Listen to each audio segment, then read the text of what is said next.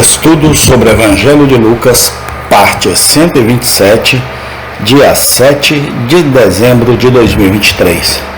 A última ceia, continuação. Lucas capítulo 22, do versículo 14, do versículo 14 ao versículo 23. Lucas capítulo 22, do versículo 14 ao 23.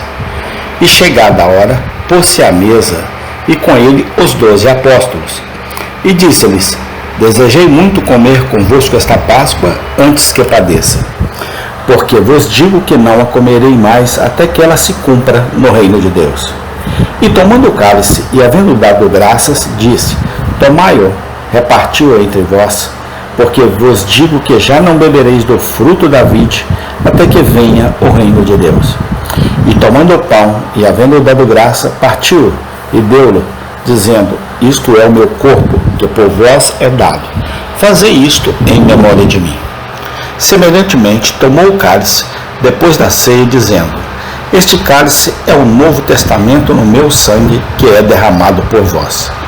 Mas, eis que a mão do que me trai está comigo à mesa. Na verdade, o Filho do Homem vai segundo o que está determinado. Mas ai daquele homem por quem é traído.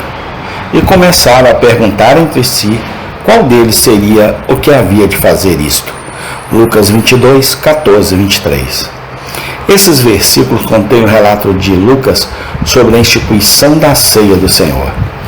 É uma passagem que todo verdadeiro cristão sempre lerá com profundo interesse.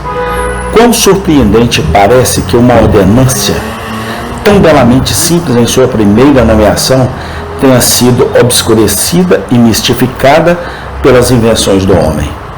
Que prova dolorosa é a corrupção humana, que algumas das controvérsias mais amargas que perturbaram a igreja foram sobre a mesa do Senhor. Grande, de fato, é a engenhosidade do homem em perverter os dons de Deus. A ordenança que deveria ter sido para a sua riqueza, muitas vezes é uma ocasião de tropeço. Devemos notar, por um lado, nestes versículos, que o principal objetivo da ceia do Senhor era lembrar os cristãos da morte de Cristo pelos pecadores. Ao designar a ceia do Senhor Jesus claramente diz a seus discípulos que eles deveriam fazer o que fizeram em memória de mim. Em uma palavra, a ceia do Senhor não é um sacrifício. Trata-se de um decreto eminentemente comemorativo. O pão que o crente come na mesa do Senhor destina-se a lembrá-lo do corpo de Cristo entregue à morte na cruz por seus pecados. O vinho ou suco que ele bebe destina-se a lembrá-lo do sangue de Cristo derramado para expiar suas transgressões. Toda a ordenança foi feita para manter fresca em sua memória o sacrifício de Cristo na cruz e a satisfação que esse sacrifício fez pelo pecado do mundo. Os dois elementos de pão e vinho tinham a intenção de pregar Cristo crucificado como nosso substituto sob emblemas vivos. Eles deveriam ser um sermão visível, apelando aos sentidos do crente e ensinando a velha verdade fundamental do Evangelho, que a morte de Cristo na cruz é a vida da alma do homem.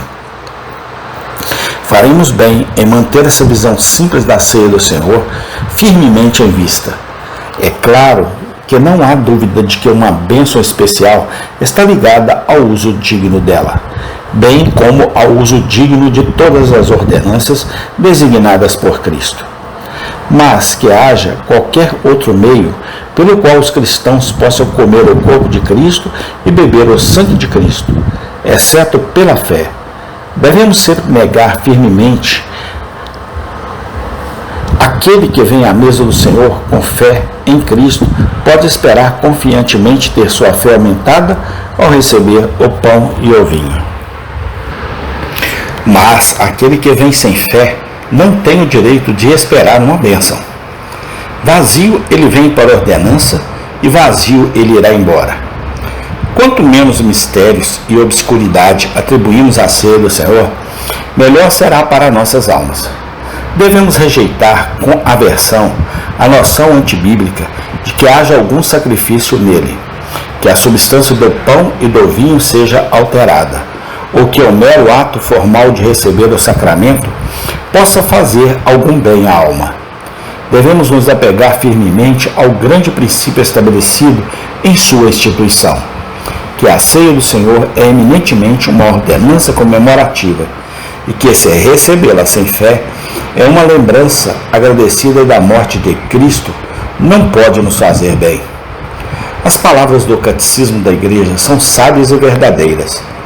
A ceia do Senhor foi ordenada para a lembrança contínua do sacrifício da morte de Cristo. A declaração dos artigos é clara e distinta. O meio pelo qual o corpo de Cristo é recebido, é tomado na ceia, é a fé.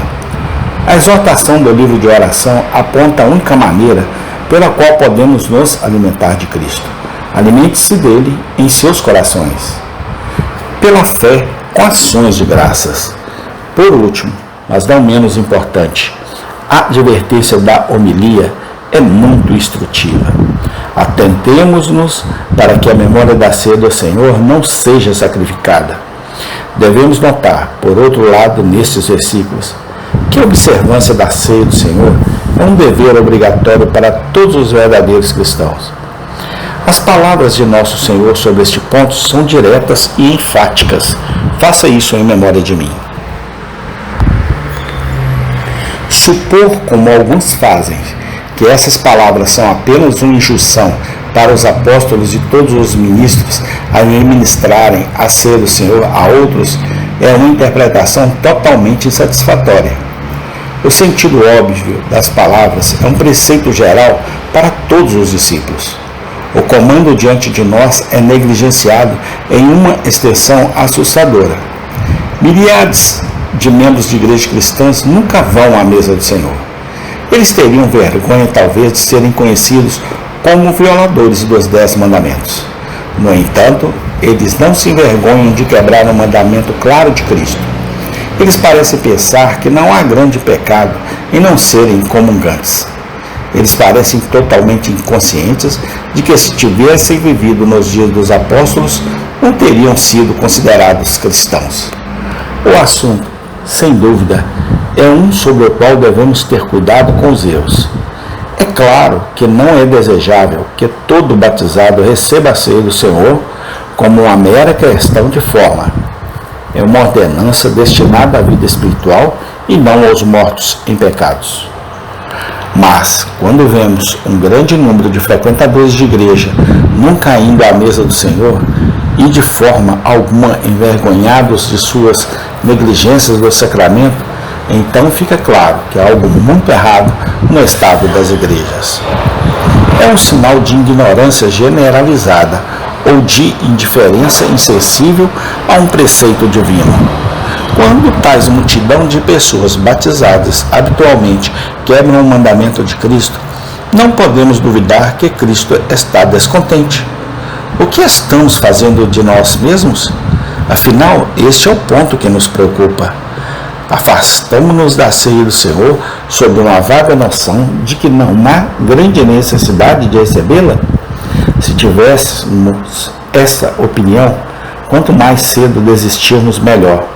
Um preceito claro do próprio Filho de Deus não deve ser desprezado dessa maneira. Afastamo-nos da ceia do Senhor porque não estamos aptos a ser comungantes? Se o fizermos, então vamos entender completamente que não somos dignos de morrer, se somos impróprios para a mesa do Senhor. Então somos impróprios para o céu, despreparados para o dia do julgamento e não prontos para encontrar Deus. Certamente, este é um estado de coisas muito sério, mas as palavras de nós são claras e explícitas. Cristo nos dá uma ordem clara. Se a desobedecermos deliberadamente, corremos o risco de arruinar nossas almas. Se não estamos aptos a obedecê-lo, então devemos nos arrepender sem demora. Observemos, por último, Quem foram os comungantes na primeira nomeação da ceia do Senhor? Nem todos eram santos, nem todos eram crentes. Lucas nos informa que o traidor Judas Iscariotes era um deles. As palavras de nosso Senhor não admitem outra interpretação justa. Eis, diz ele, a mão daquele que me trai está comigo na mesa. A lição dessas palavras é profundamente importante. Eles nos mostram que não devemos considerar todos os comungantes como verdadeiros crentes e servos sinceros de Cristo. O mal e o bem serão encontrados lado a lado até na ceia do Senhor. Nenhuma disciplina pode impedi-lo. Eles nos mostram, além disso, que é tolice ficar longe da ceia do Senhor, porque alguns comungantes não são convertidos, ou deixar uma igreja porque alguns de seus membros são doentes. O trigo e o joio crescerão juntos até a colheita. Nosso próprio Senhor tolerou um Judas na primeira ceia do Senhor, que já aconteceu. O servo de Deus não deve fingir ser mais exclusivo que seu mestre. Deixe-o cuidar do seu próprio coração e deixe que os outros respondam por si mesmos a Deus. E agora, se não somos comungantes, então vamos nos perguntar, ao sairmos dessa passagem, por que não somos? Que razão satisfatória podemos dar para negligenciar um mandamento claro de Cristo? Que nunca descansemos até que tenhamos olhado essa pergunta de frente. Se somos comungantes, então cuidemos para que recebamos o sacramento dignamente. Os sacramentos têm efeito. É operação salutar somente naqueles que os recebem dignamente. Indaguemos frequentemente se nos arrependemos, cremos e nos esforçamos para viver vidas santas. Assim vivendo, não precisamos ter medo de comer daquele pão e beber daquele cálice que o Senhor ordenou que fosse recebido. Amém e amém. Tem continuação. Obrigado, Deus, por tudo, no nome do Senhor Jesus Cristo. Amém.